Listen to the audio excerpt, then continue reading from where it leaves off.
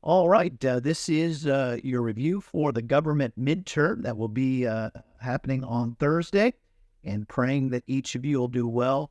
The midterm, I think, will be pretty easy for you as long as you've been paying attention in class and keeping good notes.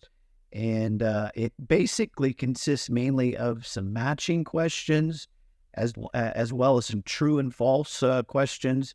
And there is a section there where I provided different words, and you'll have to match the definition with the word. There is one essay question as well on there, and so I think you will do well on this quiz.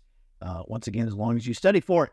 And this is a little bit of a help for you. I'm going to go over different things that I have deemed were important things. These are things that maybe you've had on previous quizzes, and or something that will be on the test. Not everything that I cover will be on the test, but this will give you a good idea of things that you will need to study.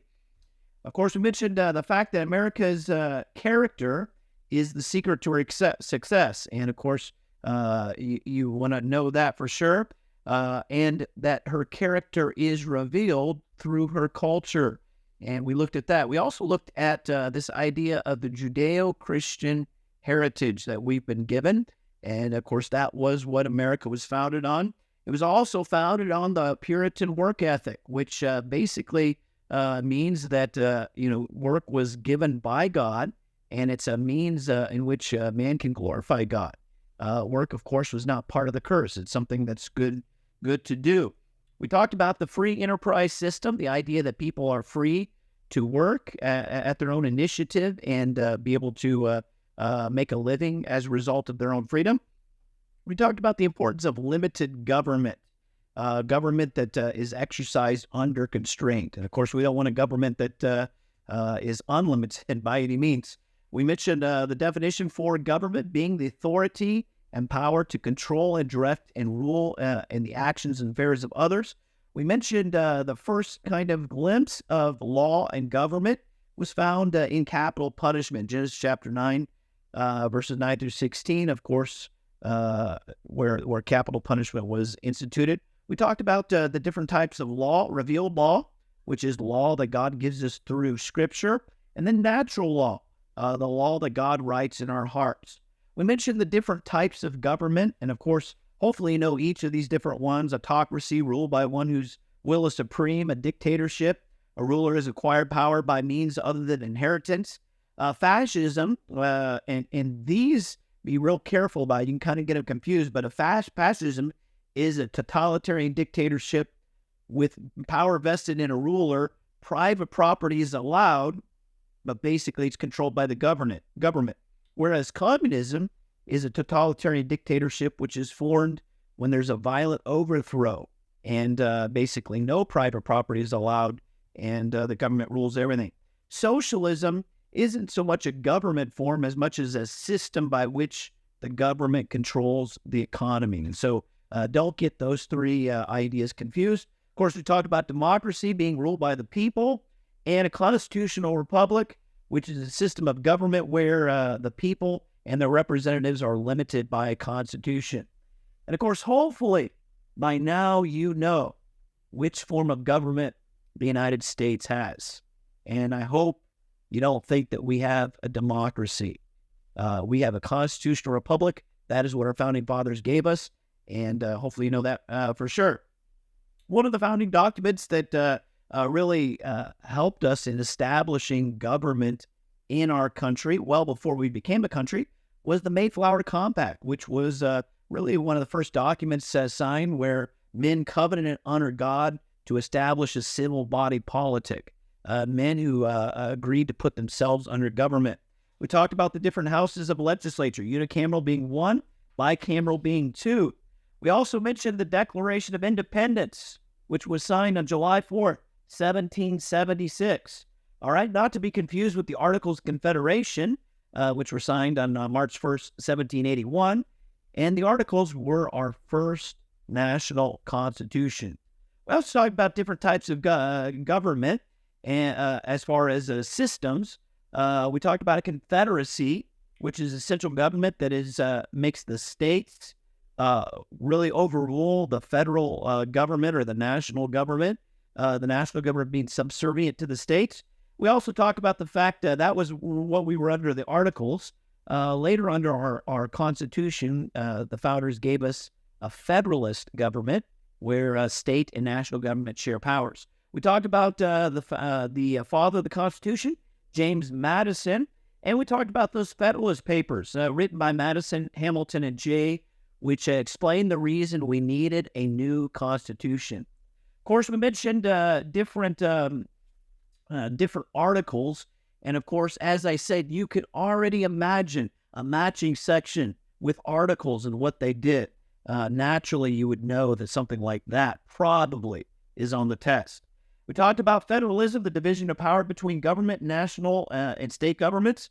We talked about the delegated powers that are given to the federal government by the Constitution, reserved powers that are reserved to the states and the people, and concurrent powers which are shared by both state and federal government. We talked about the idea of separation of powers, where power is separated between the three political branches. Of course, hopefully you know those different branches. Legislative makes laws, executive executes the laws, and judicial interprets the laws. We also mentioned Congress, made up of two houses, the House of Representatives and the Senate. The House of Representatives has 435 members. Now, there are 438 electoral votes, all right, because the District of Columbia gets an extra 3, but there's only 435 representatives. We mentioned the representative is elected for 2-year terms, whereas the Senate has 100 members, and they're elected for 6-year terms. We mentioned the main leader of the House of Representatives is the Speaker of the House, and the main leader of the Senate is the President pro tem. Of course, the Vice President is the President of the Senate, but the Vice President only is operative when there needs to be a tie broken, and that's the only time he really works in the Senate. Otherwise, the Senate's generally run by the President pro tem.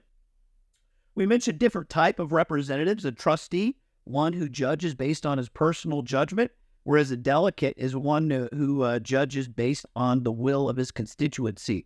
We also mentioned Congress's one of their main functions is oversight, monitoring the bureaucracy, making sure that laws are being faithfully executed. We also talked about different powers that Congress uses, expressed powers explicitly given to Congress, and implied powers, which are powers that aren't spelled out in the Constitution, but obviously in order for them to be able to do their powers, sometimes they might have to take other powers on.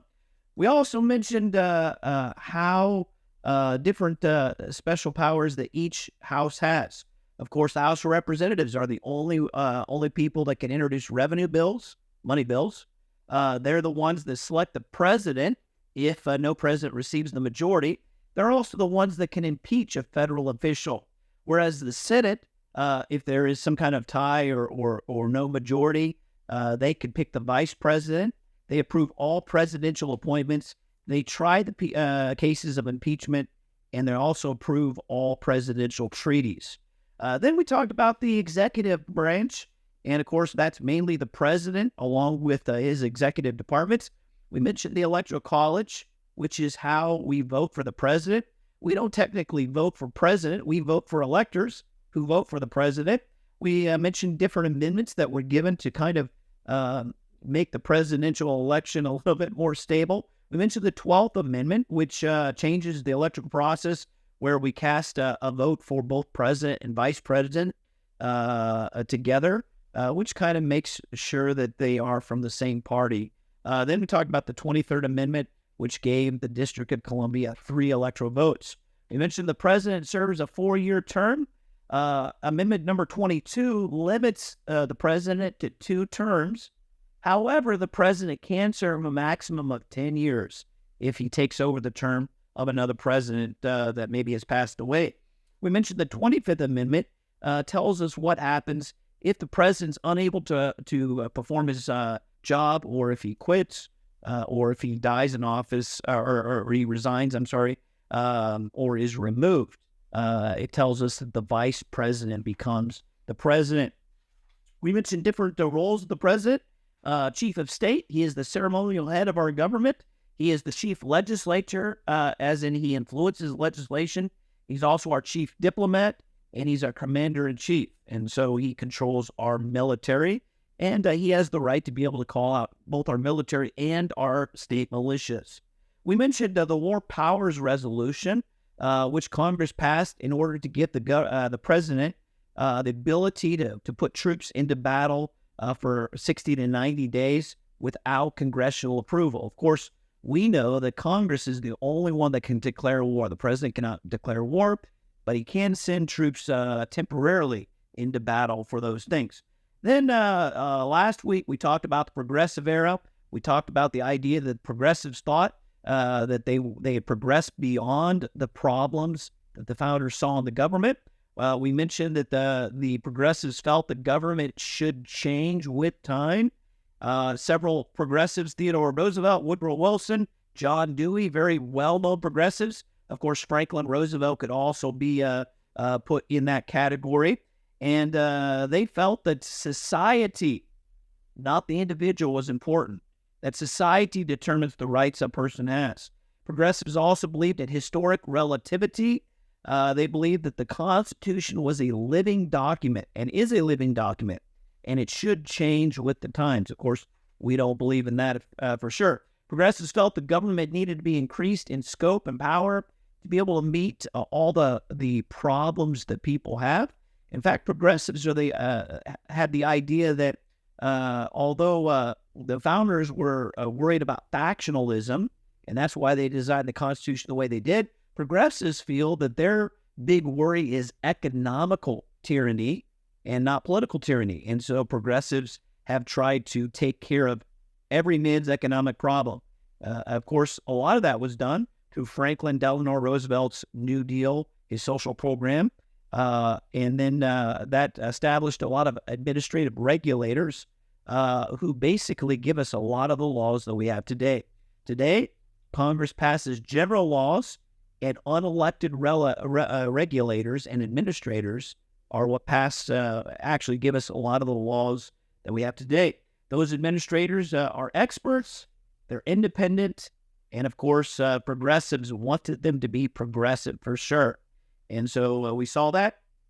Franklin Roosevelt also felt that we needed expert planners to plan the economy and to plan capital and production of the government. And of course, progressivism has hurt us, and that's where we get our administrative state. Well, that's a good hodgepodge of what you need to know.